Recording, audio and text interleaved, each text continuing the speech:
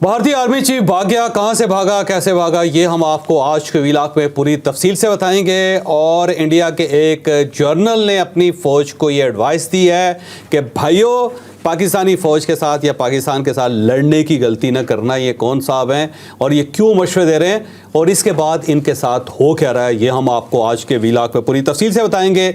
और पाकिस्तान के अथॉरिटीज़ ने अभिनंदन की एक नंगी तस्वीर रिलीज़ कर दी है, पहना तस्वीर रिलीज़ कर दी है। ये तस्वीर कहाँ से रिलीज़ हुई और उसके अंदर अभिनंदन के साथ क्या हो रहा है, अभिनंदन क्या कर रहा है, ये पूरी तफसील के साथ आपको इस व्लॉग में हम बताएंगे।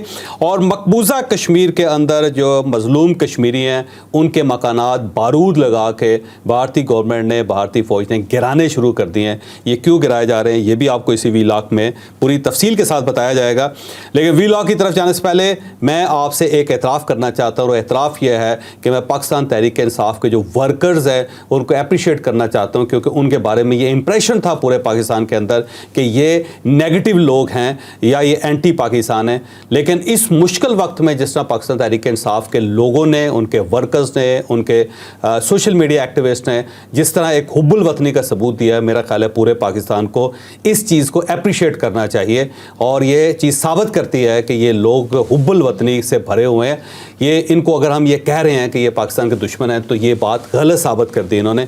मेरी दोबारा इनसे रिक्वेस्ट है कि आप इसी स्पिरिट के साथ पाकिस्तान के साथ काम करें। सियासी इख्तलाफात अपनी जगह पे, लेकिन जो पाकिस्तान है उसकी सलामती पे, उसकी इज़्ज़त पे किसी किस्म का कोई कंप्रोमाइज़ नहीं होना चाहिए।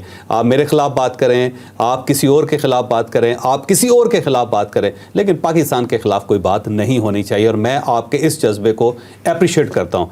लेकिन व्लॉग की तरफ जाने से पहले मेरी आपसे रिक्वेस्ट है कि चैनल को सब्सक्राइब ज़रूर कीजिएगा और ये जो बेल आइकन है उसको ज़रूर प्रेस करें ताकि नोटिफिकेशन आपको मिलता रहे। और ये याद रखें कि हर अच्छी बात सदका जारिया होती है। अगर आपको ये व्लॉग अच्छा लगे तो किसी न किसी के साथ ज़रूर शेयर कीजिएगा। और हमने अपना कॉलम 0 पॉइंट अब ऑडियो फॉर्म में लॉन्च कर दिया। आप इस लिंक पे क्लिक करके अब हमारा कॉलम सुन भी सकते हैं। अस्सलाम वालेकुम नाजरीन, मैं हूं फर्रुख अब्बास न्यूट्रल बाय जावेद चौधरी में। नाजरीन, इस वक्त वॉर चल रही है जी, मीम्स की वॉर चल रही है इस वक्त, इंफॉर्मेशन की, और एक और वॉर की धमकी दी जा रही है इंडिया की तरफ से। वो तो हम आपको आगे जाके बताएंगे कि उनकी उस धमकी के अंदर कितना दम है। सरे दस सबसे पहले हम शुरू करते हैं। आज आपको कुछ हम मीम्स दिखाएंगे, कुछ दिखाएंगे, कुछ बताएंगे, क्योंकि सारी ऐसी नहीं है जो आपको दिखाई जा सके। पाकिस्तान ने ये वॉर शॉर्ट विन कर ली है, तबाही मचा के रख दिया है। इस वक्त इंडियंस रियलिटी में परेशान है, उनका इंफॉर्मेशन डिपार्टमेंट रियलिटी में परेशान है कि ये पाकिस्तानी चीज क्या है, ये कर क्या रहे हैं। तो अभी मैं कुछ मीम्स आपको बताने जा रहा हूं। उससे पहले फर्क जो उनके रॉ के एक जो सीनियर मेंबर हैं उसने जो एतराफ़ किया है, मेरा ख्याल है उस एतराफ़ को भी आपको चाहिए कि हिस्सा बनाएं इस व्लॉग का। ठीक है, चलिए इस तरह करते हैं कि वो रॉक के जो एतराफ़ हुआ है वो हम मीम्स के एंड पे आप बता दीजिएगा। अच्छा, ठीक है, ठीक। सबसे पहले हम जरा मीम दिखा दें, ठीक है। अभी एक मीम है, आपको दिखाएंगे, सिर्फ बता देता हूं कि हमने इस जंग को, इस धमकी को कितने शुगल में लिया हुआ है। अबे जंग जल्दी शुरू करो, PSL का फाइनल अहमदाबाद में करवाना है। यार वैसे बड़ा भाई आता आदमी जो भी है जबरदस्त यार, जंग जो है ना उसको मजाक बना लिया तुम लोग, मजाक बना लिया। ठीक है, एक और मीम है, वो कहते हैं जी इंडियन से कि डरो उस वक्त से कि जब आपका जो ताजमहल है कि उसके ऊपर भी हम आके लिख रहे हो कि कल भी भुट्टो जिंदा था, आज भी भुट्टो जिंदा यार। ये भाई यार, ठीक है भाई चला भाई यार। देखिए जी, हम तो अपनी सारी दीवारों पे लिखते हैं, ठीक है, क्योंकि जारी बात है हम तो भुट्टो साहब का एहतराम करते हैं। अब बारी है इंडिया की, वहां पे ताजमहल पे लिखने की क्या जरूरत है यार। अच्छा, आपको जगह पे एतराज है, लाल किले पे लिखना है ठीक, जगह बदलो यार। अच्छा, एक और मीम है जी, वो कहते हैं जी लाइट नहीं आ रही, जंग के लिए कपड़े प्रेस करने हैं, जल्दी करो। ठीक है, हमारे लोग ऐसे तैयार हो रहे हैं जैसे ईद के लिए तैयारी की जा रही होती है। चौधरी साहब, ठीक यार वैसे बड़े। अच्छा चौधरी साहब, अगला मीम मैं आपको बताने जा रहा हूँ। वो कहते हैं जी कि सजेशन फॉर इंडियंस, ये इंडियंस के लिए इंतबाह जारी कर रहे हैं पाकिस्तानी। वो कहते हैं कि अगर कराची की तरफ आओ ना तो मोबाइल घर छोड़ कर आना। यार बड़े भाई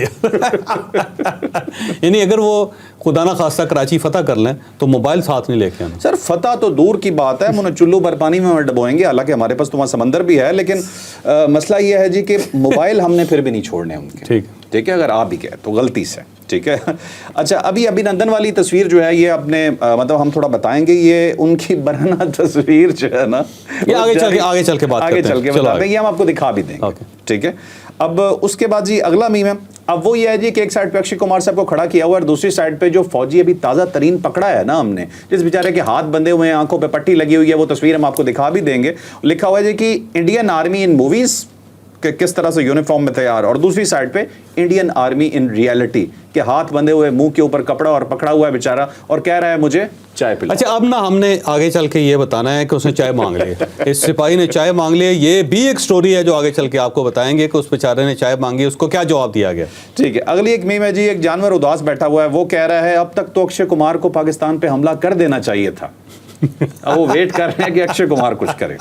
ठीक है, ये मेरा ख्याल है सब एक्टर्स को ले आना चाहिए इनको, इसको फौज में भर्ती करके ना, और वो जो गाना चलता है चिट्ठी आई है चिट्ठी आई है, वो इसके साथ चला के कि आ जाओ यार, पता लगे जंग होती क्या। नहीं ये तो करेंगे। आपको पता है जब से ये जो भी इस तरह का वाकया होता है उसके बाद बॉलीवुड में तो खुशी की लहर दौड़ जाती है, उन्हें तो फिल्म का स्क्रिप्ट मिल जाता है। अब उसके बाद उन्होंने बदला लेना होता है स्क्रिप्ट में पाकिस्तान से, और करना भी क्या होता है, सुरमा लगाना होता है एक बंदे को, उसके सर पे टोपी पहनानी होती है, ठीक है, उसके गले में एक तावीज़ बांधना होता है। ये है प्योर पाकिस्तानी इंडियंस की नज़र में। सही बात है, जबकि पूरे पाकिस्तान में सुरमा नहीं लगाया जाता और ना ही तावीज़ लटकाया जाता है यहाँ। ठीक है, चलें जी आगे। या दाढ़ी रखवा देते हैं बंदे को और कहते हैं ये पाकिस्तानी हो गया बस। बिल्कुल सर, और कोशिश करते हैं वो क्लाशनकोफ भी कर देते हो। ठीक है, अच्छा सामने जी अब एक बंदा कह रहा है, ये आपने वो मीम देखा होगा जो कि ये नहीं करना था ये क्यों कर दिया, ये उस पर बना हुआ है। सामने पाकिस्तान दिख रहा है, अब एक बंदा पूछ रहा है, उसके साथ वही फौजी दिखाया हुआ जो भी हमने पकड़ा है। ठीक है, उसने कहा हाँ हाँ घुस गया मैं, और नीचे लिखा हुआ है अबे नहीं घुसना था। ये एक फिल्म थी मेरा ख्याल है उसका, है ना, ये उसके अंदर मेरा ख्याल है वो बता रहा होता है कि जहाज कैसे लैंड करना है। बिल्कुल बिल्कुल, और जहाज लैंड करते करते मेरा है कंट्रोल टावर के अंदर टकरा जाता है ना, ये वही वाली ये बिल्कुल। अब उसके बाद एक और है जी, इंडियन आर्मी सेफ्टी प्रोटेक्शन। ठीक है, अब इसके अंदर क्या किया हुआ आपको याद होगा कि एक छोड़ू था इंडियन आर्मी का बहुत बड़ा, ये कारगिल वॉर में उसने एक बड़ी लंबी छोड़ी थी। उसने कहा जी पाकिस्तान, वो वीडियो वायरल हुई थी, ठीक है, हाँ, मुझ पे फायर किया और वो फायर मेरी जेब वाली साइड पे लगा और अंदर सिक्के थे, और पता नहीं क्या परचून लेने गया था वहां पे जो सिक्के लेके गया था। उसके अंदर ये दिलचस्प बात ये थी, वो कहता उसे ब्रस्ट मारा और मेरी जेब में सिक्के थे और उस वजह से मैं बच गया। अब जो ब्रस्ट होता है यार, क्या वो एक ही सिक्के के ऊपर टकराता रहता है, क्या होता है? अब इन्होंने मीम में ये दिखाया हुआ है जी कि सिक्के एक साइड पे, उन्होंने कहा इंडियन आर्मी प्रोटेक्शन ये है, हमने जैकेट नहीं पहननी, हम सिक्के लेके जाएंगे, जेब में सिक्के डाल दो, सिक्के लेके जाएंगे। अगला जी एक और बड़ा उस मीम है कि अभिनंदन साहब, हमारे लाडले अभिनंदन साहब, वो खड़े हुए हैं जी तन के यूं करके इस तरह से जी, यूनिफॉर्म में तस्वीर है और लिखा हुआ है बिफोर क्रॉसिंग लाइन, और उसके नीचे अभिनंदन साहब की हालत बुरी है, चपेड़े खा चुके हैं, नाक से खून निकल रहा है और लिखा है आफ्टर क्रॉसिंग लाइन। यार वैसे अभिनंदन के साथ हुआ जाती है, वैसे मैं ऑनेस्टली कह रहा हूँ, उसकी वजह यह है, ठीक है सिपाही हार भी जाते हैं यार, और जाहिर है इस साइड से ज़्यादा लोग तगड़े थे, एयरफोर्स हमारी बड़ी तगड़ी है, उसमें बेचारे का जहाज़ गिर गया। अब ना पाकिस्तान के अंदर उसकी इज्जत है ना इंडिया के अंदर इज्जत है, बेचारे की बाहर ही बेचारा पागल हो चुका है। आधा काम तो आपने किया अभिनंदन, कुछ ज़्यादा वैसे उसके हालात बताए थे। अब देखें ना, लंदन के अंदर पाकिस्तानी हाई कमीशन के सामने भी अगर वहाँ पे भी कोई प्रोटेस्ट होता है तो वहाँ पे भी कर्नल साहब जो हैं वो चाय का कप उठा के फिर रहे होते हैं और नीचे जो होते हैं लोग चाय के कप उठा के फिर, मेरा बेचारे को ना बिल्कुल मेरा ख्याल है बेइज्जती का एक सिंबल बना दिया गया। वैसे लंदन में तो सीरियसली इंडियंस को किसी जोगा नहीं छोड़ा, इतनी बेइज्जती, वहां पे पाकिस्तानी मिली नगमा लगा हुआ है, ये नीचे अपनी तरफ से खड़े होकर पानी की बोतलें लेके खड़े हैं बेचारे ना, वो ऊपर से उन्होंने म्यूजिक लगाया हुआ, हाथ में चाय का कप है, अभिनंदन की तस्वीर है और कोई ऐसा शुगल लगा हुआ है ना, गोरे हंस रहे थे वहां पे कि इनके साथ क्या हो रहा है। अभिनंदन की जगह ऐसे अभी लंदन कह देना चाहिए। वो हो गया वहां पे। अच्छा एक और है जी, भारत की तरफ से हमारा पानी बंद करने की खबर झूठी है, मैंने नलका खोल के देखा है पानी आ रहा है। क्या बड़े शैतान है ऐसे। ये जी मीम्स हमारे चल रहे हैं। अब एक और है, पढ़ देता हूं लेकिन थोड़ा सा हाथ इस पे हल्का रख दिया करें, इस हद तक ना जाए, मैं ये रिक्वेस्ट करूंगा। ज्यादा वाहियात बात नहीं करनी, नहीं ज्यादा नहीं है, कोड वर्ड्स में क्या देता है, when a baby is born in India, इसमें भी पाकिस्तान का हाथ है। ये हमारे खैर वो जब वॉर चल रही होती थी ये सब चला देते हैं, लेकिन थोड़ा सा हाथ हल्का रख लिया करें, इतना ज्यादा ना जाए। सही बात। इसके बाद हमारे पास है चौधरी साहब एक बहुत बड़ा हथियार जो हमने इंडिया को नहीं बताया। वैसे तो हमने कल एक टैक्टिकल वेपन बताया था जो कंट्रोल्ड फायर करता है, लेकिन एक हथियार हमारे पास इस तरह का है कि अगर हमने वो बॉर्डर पे लाके खड़ा भी कर दिया ना, आप यकीन माने इंडियन फोर्सेज वहां से दौड़ जाएंगे। एटम बम की बात कर रहे हो? नहीं, एटम बम कहाँ गया, एटम बम से बड़ी चीज है सर, ये बायोलॉजिकल वेपन है। ठीक है। कौन, क्या चीज़ है ये? ये हमारे चाहत फतेह अली खान है, हमने उन्हें हाथ में माइक देके गाना गवाना शुरू कर दिया। और यार इससे बड़ी सजा कोई नहीं हो सकती भाई। और ये मेरा ख्याल है आप लोग इस असासे से जान छुड़ाना चाहते हैं। हम वहां पे खड़ा करेंगे और उसके बाद इंडियन आर्मी के कान फट जाएंगे चौधरी साहब। उन्होंने कहा बस वो जरूर गा दें। कौन से वाला बताओ?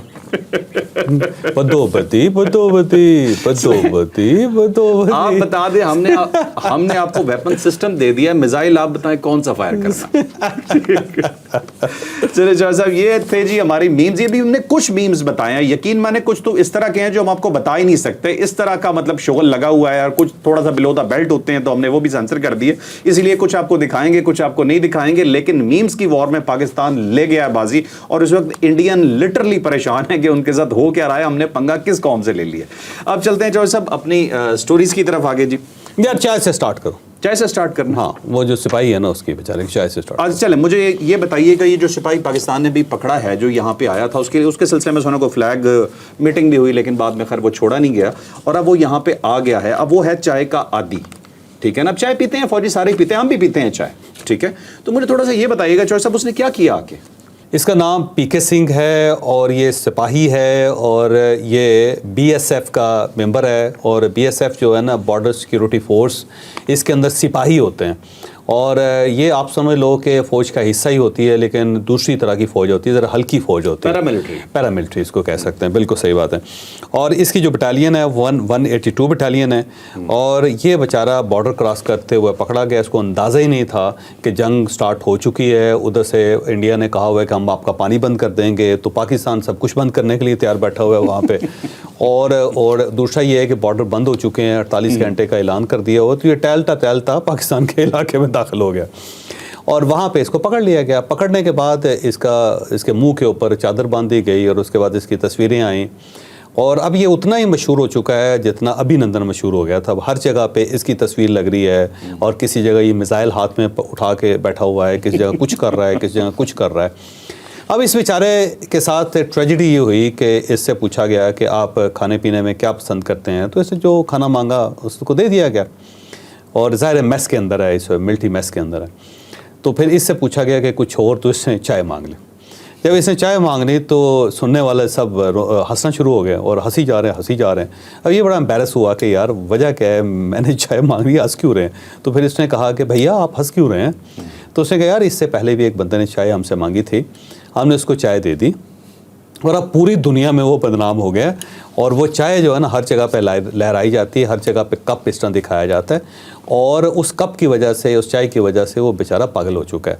और उसे एयरफोर्स से तो निकाल ही दिया, लेकिन अब वो घर से बाहर नहीं निकलता किसी जगह पे भी, क्योंकि जहाँ वो जाता है तो लोग उसको देखते हैं और देख के कहते हैं टी इज़ फैंटास्टिक। तो उससे वो पत्थर लेके उनके पीछे दौड़ पड़ता। तो बल्कि वो किसी जगह चाय भी लिखा हो, किसी जगह चाय का कप भी हो, तो उससे ऐसा लगता है जैसे मेरे ऊपर तंज किया जा रहा है। किसी जगह गुजर भी रहा हो, सामने चाय खाना हो, तो वो उस तरफ से रुख मोड़ के दूसरी तरफ चला जाता है। और कोई उससे चाय पूछ ले तो उसके बाद लड़ाई शुरू हो जाती है, क्योंकि वो समझता है कि मेरे साथ मजाक किया जा रहा है। तो तुम भी चाय मांग रहे हो और अगर हमने तुम्हें चाय दे दी तो कहीं ऐसा ना तुम्हारा कैरियर तबाह हो जाए।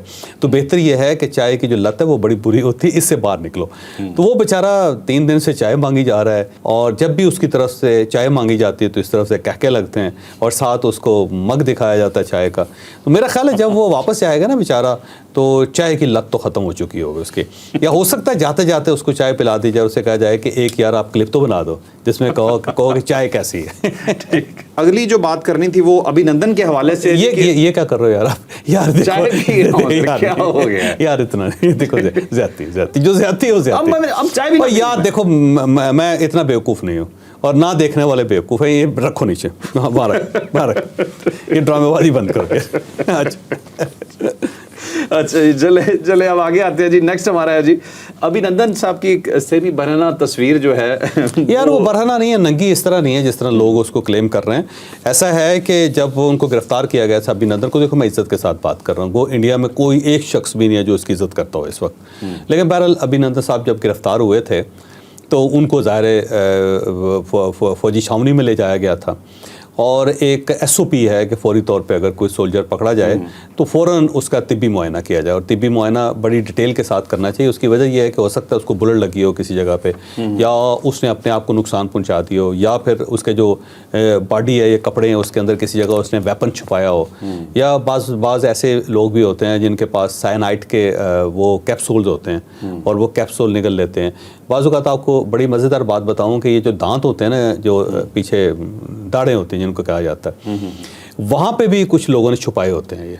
और ये जब भी कोई सुसाइड मिशन पे जाता है ना किसी जगह पे, या कोई बहुत खौफनाक किस्म का ऑपरेशन करना चाहता है, तो दाढ़ों के अंदर भी उन्होंने छुपाए होते हैं। और जब इस तरह होता है कि उनके ऊपर अटैक हो जाता है और समझते हैं कि अब हमारे बचने के चांस नहीं, तो उसका दबा के इस तरह करके तो फौरी तौर पर मर जाते हैं। ठीक है। तो इसीलिए जब इस टाइप का कोई सोल्जर पकड़ा जाता है तो उसकी हर जगह की मुआयना किया जाता है, इवन उसके दांत जो है ना वो भी चेक किए जाते हैं कि कहीं उसके अंदर भी कोई चीज़ छुपी हुई तो नहीं है। और बाज़ औक़ात इस तरह होता है कि आप मुंह के अंदर, दांतों के अंदर दाएं बाएं जो है ना, आप बाज़ औक़ात ट्रैकर भी लेके आ जाते हैं, और इसलिए पूरी बॉडी की सर्च की जाती है, नाखून पे, पाँव के नाखून पे, और जहाँ जहाँ कोई चीज़ छुपाई जा सकती है या चिपकाई जा सकती है उन सब का मुआयना किया जाता है। तो जब भी कोई गिरफ्तार होता है तो उसका फुल बॉडी मुआयना होता है। ठीक है। और बल्कि जो ब्रिटिश हैं या बाहर के लोग हैं वो तो उसको बाकायदा गुस्ल देते हैं, बड़े दूर खड़ा करके ना, आपने देखा होगा फिल्मों के अंदर भी, और जिससे गाड़ियाँ धोई जाती है प्रेशर से, उस प्रेशर के साथ जो है ना पानी फेंक के तो उसको धोया जाता है। कि बाज़ औक़ात बाज़ लोगों ने बॉडी के ऊपर केमिकल लगाए होते हैं, और वो जो केमिकल होते हैं वो भी सेंसर्स टाइप होते हैं, वो भी आपको बता देते हैं कि बंदा कहाँ है। कोई ऐसे केमिकल्स होते हैं जब आपकी बॉडी लग जाए, बॉडी के ऊपर लग जाए, तो दूर से जब आप उसको स्कैन करने की कोशिश करते हैं तो बताता है कि कहाँ पे है वो बंदा। तो इस टाइप के उसको धोने के लिए भी ये काम किया जाता है। अब इस तरह था कि जब ये अभिनंदन गिरफ्तार हुआ था तो उसको हॉस्पिटल ले जाया गया और उसका फुल बॉडी मुआयना हुआ, और मुआयना करने के बाद फिर उसको ज़ाहिर है उसकी हार्ट बीट भी चेक की गई, फिर उसके वो जो सेंसर्स होते हैं पूरी बॉडी के ऊपर वो भी लगाए गए, फिर ECG भी करवाई गई। तो वो जो फुटेजेस हैं ना उसकी ECG की, वो रिलीज़ हुई हैं, जिसके पीछे फिर जो नर्स हैं, मेल नर्स हैं, वो खड़े हैं और वो लेटा हुआ है बेचारा है, और उसका हाफ उन्होंने दिखाया हुआ है, उसके ऊपर वो बहुत ज़्यादा शौक से फोटो खिंचवा रहे हैं। फोटो वो पीछे वाले भी खिंचवाई जा रहे हैं, वो भी खिंचवाई जा रहा है बेचारा। तो वो उसके ऊपर अब मेरा ख्याल इस टाइप की तस्वीरें रिलीज़ होनी शुरू हो गई। ये वहाँ पे जो नर्स थे ना, वहाँ पे लोग या डॉक्टर्स थे, उनको बड़ा शौक था कि उन्होंने कहा कि हमारे हाथ ही आ गया अभिनंदन, पता नहीं कल को हमें मिलता नहीं मिलता, तो उन्होंने उसी वक्त तस्वीरें खींच ली थी अस्पताल में। तो उनमें से बहुत सारे लोगों ने इंडियन को चढ़ाने के लिए भी अब ये तस्वीरें रिलीज़ करनी शुरू कर दी, और कुछ पाकिस्तानी। तो इस टाइप की तस्वीरें बेचारी, लेकिन मेरा ख्याल है ब्लो द बेल्ट है यार, बस होना चाहिए। अभिनंदन बेचारे के साथ बहुत कुछ हो सका है, अब नए अभिनंदन आएंगे तो फिर उस पर दोबारा स्टार्ट करें। चले, मैं नहीं करता बस अभिनंदन पे हम नहीं करेंगे। हमने भी चौधरी साहब, बस आखिरी बात कर रहा हूँ कि अभिनंदन को धोया था, ठीक है, लेकिन वो पानी से नहीं धोया था। जी यार, वैसे शैतान आदमी आप। अच्छा जी, अब आते हैं चौधरी साहब अपनी नेक्स्ट स्टोरी पे। नेक्स्ट स्टोरी हमारी बहुत ही इंपॉर्टेंट है और ये बड़ी तकलीफ दह स्टोरी है मकबूजा कश्मीर के हवाले से। एक साइड पे इंडिया ये कहता है कि ये पाकिस्तान ने करवाया। अगर ये पाकिस्तान ने करवाया है तो जो जुल्म सितम इस वक्त आप कश्मीर में कर रहे हैं वो क्यों कर रहे हैं? क्योंकि आप जानते हैं कि ये वहां की तहरीक आज़ादी के नतीजे में हुआ है। वहां पे एक ऐसा कदम उठाना शुरू कर दिया गया है कि जिसके बाद इंसानियत शर्मा गई है कि भारत किस किस्म का गलीज मुल्क है। तो ये डिटेल से अब आपको बताएंगे कि मकबूजा कश्मीर में इस वक्त क्या हो रहा है। अब जब भी इस किस्म का कोई वाक़या होता है तो फौरी तौर पर मकबूजा कश्मीर के जो शहरी है उनके ऊपर अजाब नाज़िल हो जाता है। तो इस वक्त वहाँ पर जो सिक्योरिटी एजेंसीज हैं, जो उनकी फ़ौज है, उसने मकबूजा कश्मीर के शहरियों की जान को अजाब में डाला हुआ है। अब बहुत सारे घर हैं जिनके नीचे बारूद रख के उन्होंने उसको आग लगा के घरों को उड़ाना शुरू कर दिया। तो इस वक्त तक 14 घर मकबूजा कश्मीर के अंदर हैं जो गिरा दिए गए हैं बारूद के ज़रिए। फिर बहुत सारे नौजवानों को गिरफ़्तार भी किया गया, 1500-1600 नौजवान, 2100 नौजवान जो था ना उनको तो गिरफ़्तार भी किया गया था। और जो नक्शे उनके पास है, जो स्केचेस उनके पास है, उनके साथ मिला के लोगों को चेक किया जा रहा था कि इनके अंदर तो नहीं वो छुपे हुए लोग। बल्कि मैं एक वीडियो देख रहा था एक नौजवान की जिसके साथ 2-3 लोग भी खड़े हुए थे, वो पहाड़ के ऊपर था। उसने कहा जी मुझे SHO ने फ़ोन किया और उसने कहा इमीडिएटली यहाँ पे आओ और आपसे हमने मुलाकात करनी है। तो कहने लगा, मैंने उससे पूछा कि मेरा जुर्म क्या है? तो उसने कहा तुम थाने में आओगे तो फिर तुम्हें बताएंगे, नहीं तो हम आ रहे हैं तुम्हारे पास। उसने कहा मैं इसलिए नहीं जा रहा कि मेरे जो 3 साथी थे इन्होंने उनको गिरफ़्तार करके उनको गोली मार के मार दिया, उनकी लाशें बाहर फेंक दी। तो ये इस तरह करना शुरू हो गए हैं पहलगाम के वाक़े के बाद। तो ये बेसिकली इंडिया को सीखना चाहिए इससे, जैसे कि हमने 1971 से सीखा था कि वहाँ पे जो लोकल आबादी थी वो हमारे ख़िलाफ़ हो गई थी और अब वो जंग हम इसलिए लूज़ कर गए थे। तो जब मकामी लोग आपके साथ ना हो तो उस वक्त फिर आपके लिए मसाइल बढ़ते चले जाते हैं। तो कश्मीरी जो हैं वो इंडिया से नफरत करते हैं, इंडियन फ़ौज से नफरत करते हैं, तो उसका नतीजा ये निकल रहा है कि जब इस टाइप की वारदात हो जाती जो पहलगाम के अंदर हुई तो फिर आप लोगों को ट्रेस नहीं कर सकते। तो इससे इंडियन फ़ौज को और इंडियन गवर्नमेंट को सीखना चाहिए कि लोगों के साथ इतना जुल्म ना करें कि लोग सारे के सारे आपके खिलाफ हो जाएं और आपके लिए उनके दिल में कोई हमदर्दी ना रहे। जब हमदर्दी नहीं रहती तो फिर उसके बाद यही होता है। लेकिन अब वही जो पुराने ज़माने से तकलीफ़ देती आ रही है फ़ौज, अब उसी तरह उन कश्मीरियों के साथ जुल्म हो रहा है और बड़े लेवल पर जुल्म हो रहा है। लोगों को गिरफ्तार कर लिया जाता है, गोलियां मार दी जाती हैं इस वक्त और मकान उनके गिराए जा रहे हैं। ठीक है चोर साहब, 1971 पे एक डिटेल से दोबारा वीडियो करेंगे। मैं इस पर आपसे इख्तलाफ करूंगा जब आप बात करते हैं कि वहाँ पे पाकिस्तान के साथ लोकल्स नहीं थे। आज तक भी बहुत बड़ी आवाम बांग्लादेश की पाकिस्तान के साथ है और उसमें एक चीज़ छोटा सा पॉइंट है जो हम डिस्कस फिर कभी और जाके करेंगे, वो डिटेल में बात करेंगे 1971 में, क्योंकि आज उसका वक्त नहीं है तो मैं आपको पूरी डिटेल के साथ बताऊंगा। हमारे 2 मौजू रह गए हैं, उसकी तरफ आते हैं। चलें जी, अब हमारी नेक्स्ट स्टोरी जी बड़ी इंपॉर्टेंट है। नेक्स्ट स्टोरी हमारी ये है जी कि जब एक फ़ौज का जनरल ये बोल दे कि आप लड़ने के काबिल नहीं हैं या पाकिस्तान का मुकाबला नहीं कर सकते, तो इसका मतलब है बात बहुत सीरियस है। अगर कोई सिविलियन ये बात करता तो शायद इस चीज़ को इतना सीरियस ना लिया जा रहा होता, लेकिन वो आदमी जो जंग लड़ता रहा है, वो आदमी जो जंग लड़वाता रहा है, जो आर्मी को कमांड करता रहा है, इंडियन आर्मी का एक ऐसा ऑफिसर, उसने आके कह दिया है कि पाकिस्तान के साथ जंग लड़ने की इंडियन कैपेबिलिटी नहीं है। ये जनरल कौन था, किस तरह से इसने ये बात की और क्या क्या डिटेल्स बताएं, ये पूरी स्टोरी हम आपको बताएं। अब देखें, इसका नाम है लेफ्टिनेंट जनरल HS पन्नाग, और अगर हम इसका पूरा नाम बोलें तो हरचंदजीत सिंह नाम है इसका, पन्नाग। और ये लेफ्टिनेंट जनरल थे और वहाँ पे कोर कमांडर रहे हैं सदर्न कमांड के। इसके साथ साथ ये इन्फेंट्री ब्रिगेड को ब्रिगेड कर चुके हैं, उसके कमांड कर चुके हैं। फिर 43 आर्म्ड फोर्स डिवीज़न है उसको कमांड कर चुके हैं। फिर इनकी माउंटेन ब्रिगेड थी एक 192, ये उसको भी कर चुके हैं। और जो इनकी 21वीं वहाँ पे कोर है उसको ये हेड कर चुके हैं। तो बड़ा सीनियर जनरल है इनका, और उसके बाद ये पॉलिटिक्स में भी आ गए हैं और एक सियासी जमात का हिस्सा भी हैं। तो इन्होंने 2 दिन पहले एक इंटरव्यू दिया है। उस इंटरव्यू में बड़ा बोल्डली इन्होंने कुछ चीज़ों का एतराफ़ किया। इन्होंने कहा कि इंडिया को पाकिस्तान के साथ किसी किस्म का पंगा नहीं लेना चाहिए, पाकिस्तान के साथ जंग नहीं लड़नी चाहिए, क्योंकि 3-4 उनकी स्ट्रेंथ हैं जिसमें इंडिया बहुत ज़्यादा वीक है। एक तो उन्होंने कहा ड्रोन टेक्नोलॉजी में पाकिस्तान हमसे बहुत आगे है, दूसरा मिसाइल टेक्नोलॉजी में बहुत आगे है, फिर ये जो नेवी है वो उनकी बड़ी तगड़ी है हमारे मुकाबले में, और फिर इस टाइप की जो दहशतगर्दी है उसके साथ लड़ के इन्होंने पिछले 20-25 साल के अंदर अपनी स्ट्रेंथ डेवलप कर ली हुई है। तो ये इस मामले में बड़े तगड़े हैं। और एयरफोर्स जो है ना वो बहुत ज़्यादा, इसीलिए उन्होंने कहा 2019 में पाकिस्तानी एयरफोर्स ने हमें बड़ा नुकसान पहुँचाया।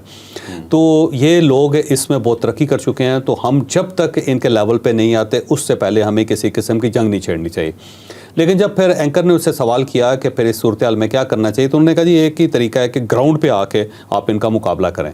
तो ग्राउंड पे अगर आप मुकाबला करते हैं और अपनी दूसरी तरफ अपनी टेक्नोलॉजी को बढ़ाते हैं तो फिर ही जाके आप पाकिस्तान का मुकाबला कर सकेंगे, क्योंकि टेक्नोलॉजी में हम इनसे बहुत पीछे हैं। तो ये उनका एतराफ़ है। और उन्होंने कहा कि जी हमें बहुत आगे बढ़ के पाकिस्तान के साथ कुछ छेड़छाड़ नहीं करनी चाहिए। इसके बाद उनकी ट्रोलिंग शुरू हो गई, इंडिया के अंदर बहुत ज़्यादा ट्रोलिंग शुरू हो गई, और इवन इंडियन आर्मी की तरफ से भी बहुत रिएक्शन आया कि इस वक्त इस टाइप की बात नहीं करनी चाहिए। तो वो भी एक लेफ्टिनेंट जनरल रिटायर को।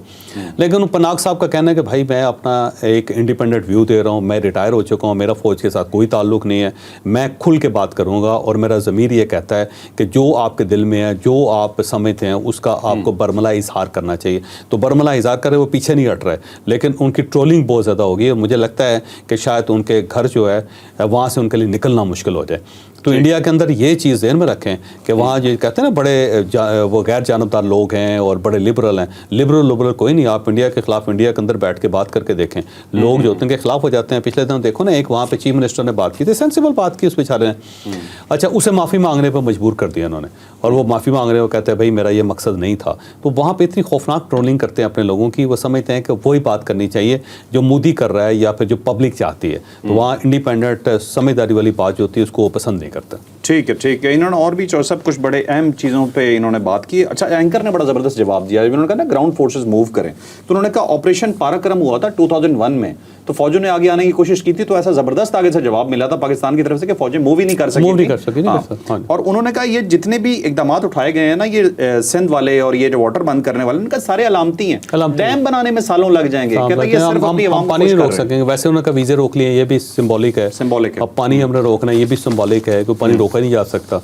बाकी ठीक है। चीज़ें भी उन्होंने कहा सारी सिंबॉलिक हैं कि हमने उनकी एम्बेसी के लोगों को कम कर दिया, उन्होंने हमारी एम्बेसी के लोगों को कम कर दिया, सिंबॉलिक है। लेकिन छेड़छाड़ जिस दिन की ना वो सिंबल्स नहीं रहेंगे, पर बड़ा हमारे लिए मसला बन जाएगा। ठीक ठीक है, ठीक है। चलें जी, अब चलते हैं अपनी आखिरी स्टोरी की तरफ। वो स्टोरी हमारी बहुत ही इंपॉर्टेंट है। आज आपको ये बताएंगे कि अगर किसी फौज का सरबराह ही कहीं से भाग जाए तो उसके बाद उस फौज का मोराल क्या रह जाएगा। ये एक बहुत जबरदस्त स्टोरी हम आपको बताने जा रहे हैं, और ये अब की नहीं, थोड़ा सा पहले की है। इंडियन आर्मी चीफ को कहीं से भागना पड़ गया था और भगाया था पाकिस्तानियों ने। ये कैसे भागे थे, ये पूरी स्टोरी क्या है, ये डिटेल से आपको 2019 में जब वो बालाकोट का वाकया हुआ था, इंडिया ने एक सो कॉल्ड एक सर्जिकल ऑपरेशन किया जिसके अंदर उन्होंने कवा मार के वापस चले गए थे उनके ज़ाहिर जहाज़। तो उसके ऊपर ये मामला हुआ है। तो वहाँ अब नई इन्फॉर्मेशन निकलनी शुरू हुई। उस वक्त की इन्फॉर्मेशन है जो ज़ाहिर हम उस वक्त पब्लिक नहीं कर सकते थे। आज इंसार अब्बासी साहब ने उसका जिक्र भी किया है। ये हुआ ये था कि जो ही का इंसिडेंट हुआ था तो पाकिस्तान ज़रा एक्टिव हो गया। उस वक्त भी हमारी एयरफोर्स जो जवाब दे सकती थी, लेकिन क्योंकि उसके साथ एक कमर्शियल जहाज़ था और उसके अंदर पैसेंजर्स थे तो फिर पाकिस्तान खामोश रहा। फिर वो अगले दिन का इंतज़ार करता रहा। उसी तरह जिस तरह हमारी नेशनल सिक्योरिटी कमेटी है उसका इजलास हुआ और उसके बाद ये फैसला हुआ कि हमने हर सूरत जवाब देना है और आइंदा हम इजाज़त नहीं देंगे इंडिया को, या ना ही मौका देंगे कि वो पाकिस्तान के अंदर इस टाइप की कोई हरकत कर सके। और उसके बाद फिर ज़ाहिर है पाकिस्तान ने उनका जहाज़ भी कराया। लेकिन जहाज़ गिराने से पहले पाकिस्तान ने उनको वार्निंग देने के लिए कि जनाब हम आपकी एक एक चीज़ से वाकिफ़ हैं। यहाँ पे मिसाइल्स भी लगाए, कहा यह जा रहा है 19 मिसाइल उन्होंने लगा दिए, 19 मिसाइल हमने लगा दिए थे यहाँ पे। और ये कहा जा रहा था कि किसी वक्त भी एटमी जंग छुट सकती है, आपको अगर याद हो। और उससे पहले हमने उनको ये बताया कि हमें किस कदर इंफॉर्मेशन होती है आपकी कि आप कहाँ आ रहे हैं, कहाँ जा रहे हैं। तो राजौरी सेक्टर है, उसके अंदर कृष्ण घाटी का एक इलाका है, लेकिन राजौरी ब्रिगेड है, वहाँ पर ब्रिगेड हेड क्वार्टर राजौरी एक जगह है। अगर आपको मकबूजा कश्मीर के अंदर अगर आप थोड़ा सा उसको ट्रैक करेंगे ना आपको पता चल जाए। उस वक्त क्योंकि इंडियन कोशिश कर रहे थे कि वो पाकिस्तान के अंदर दाखिल होकर कुछ ना कुछ एक्टिविटी करने की कोशिश करें, तो वहाँ पर पाकिस्तान ने एक मिसाइल फेंका था और वो मिसाइल जो था वो ब्रिगेड हेड क्वार्टर से सिर्फ 500 मीटर के फासले पे था। अच्छा। और एक वार्निंग मिसाइल था, वो वार्निंग मिसाइल था कि वहाँ पे फेंका, धमाका हुआ और हर चीज़ वहाँ पे हिल गई। जब हिली तो वहाँ से बहुत ज़्यादा मूवमेंट हुई और मूवमेंट में पता चला कि वहाँ पे भारतीय army chief general Bipin Rawat जो थे उस वक्त वहाँ पे मौजूद थे। और वहाँ पे वो ऑपरेशन रूम के अंदर बैठ के वहाँ पे जो उनके कमांडर्स थे उन सबको बता रहे थे कि हमने किधर से फ़ौज को मूव करना है, किधर क्या करना है, कौन सी LOC के ऊपर हमने प्रेशर डालना है पाकिस्तान के ऊपर, कहाँ से हमने क्या करना है। और जब उनके बिल्कुल करीब 500 मीटर के फासले पे या आधा किलोमीटर के फासले पे जब एक मिसाइल गिर गया और धमाका हुआ तो उसके बाद वो सब परेशान हो गए कि ये क्या है। और उसके बाद फिर वो वहाँ से निकल गए। जब निकले तो फिर पाकिस्तान ने कन्वे किया उनको कि हम सब आपकी मूवमेंट से वाकिफ़ हैं कि आपका इवन आर्मी चीफ कहाँ पे होता है। हमारे आर्मी चीफ के बारे में आपको नहीं पता होता, हम आपकी एक एक नकलो हरकत से मुकम्मल तौर पे वाकिफ़ होते हैं। बल्कि उस ज़माने में हमें ये भी बताया गया था कि इवन जो प्राइम मिनिस्टर है इंडिया का उसके दफ्तर के अंदर जो गुफ्तगू होती है हमें उसका भी पता होता है। यानी इस हद तक पाकिस्तान उस पूरे सिस्टम को समझता था। और उसके बाद फिर ये वाक़या हुआ था जहाज़ वाला, जो अभिनंदन का वाक़या। और उसके बाद जब मिसाइल्स थे वो यहाँ पे भी लगे हुए थे, उधर भी लगे हुए थे। फिर बल्कि उस वक्त उनके जो डिफेंस मिनिस्टर थे और उनके जो आर्मी चीफ थे उन दोनों ने मिल के एक प्रेस कॉन्फ्रेंस करनी थी। लेकिन उससे पहले फिर कुछ लोग एक्टिव हुए जिसमें ब्रिटिश हाई कमीशन वो जनरल बाजवा साहब से मिले, फिर अमेरिकन की तरफ से फ़ोन किया गया और उनके जो जनरल हैं उनकी तरफ से, बल्कि उनका जो वाइस प्रेसिडेंट है उसने फ़ोन किया जनरल बाजवा को। फिर प्रिंस करीम आगा खान उस वक्त एक्टिव हुए थे। तो बहुत सारे लोग एक्टिव हो गए थे। और जब एक्टिव हुए और गुफ्तगू शुरू हुई तो फिर पाकिस्तान ने उनसे कहा था कि आप ये प्रेस कॉन्फ्रेंस रोके पहले, क्योंकि अगर आपने प्रेस कॉन्फ्रेंस कर दी उसमें अगर आपने धमकी दे दी तो फिर हमारे पास ऑप्शन नहीं बचेगा कि हम आपकी बात सुन सकें। तो आप प्रेस कॉन्फ्रेंस को पहले होल्ड करें फिर हम कुछ करते हैं। तो उन्होंने प्रेस कॉन्फ्रेंस होल्ड कर दी और इस साइड से फिर पाकिस्तान ने अभिनंदन को छोड़ने का ऐलान किया। जब अभिनंदन को छोड़ने का ऐलान किया तो फिर उन्होंने प्रेस कॉन्फ्रेंस नहीं की। उसके बाद वो सारी मामला जो थे वो सेटल डाउन हो गए। लेकिन जो वाक़या है वो ये है कि 500 मीटर के फासले पे पाकिस्तानी फ़ौज ने एक मिसाइल फेंका था और वो मिसाइल फेंका था उस जगह पे जहाँ उनके आर्मी चीफ थे। और जो ही ये मिसाइल फेंका गया तो आर्मी चीफ वहाँ से दौड़ गए, नस गए, भाग गए।